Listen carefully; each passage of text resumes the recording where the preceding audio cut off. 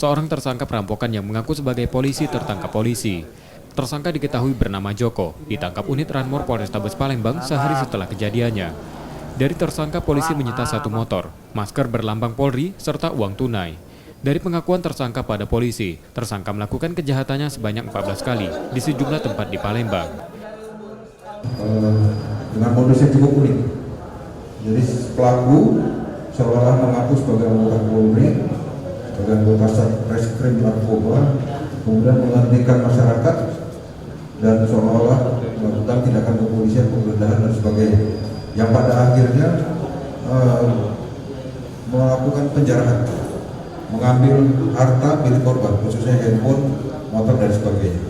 Dari pengungkapan ini sudah diketahui, mengembangkan oleh penyidik, ada 14 laporan polisi, sehingga oleh karenanya terhadap pelaku melakukan penangkapan dan tindakan tegas terukur terhadap pelaku dengan barang bukti uang, kemudian masker yang digunakan untuk masker TNI Polri yang sebagaimana lazimnya digunakan anggota Polri di lapangan.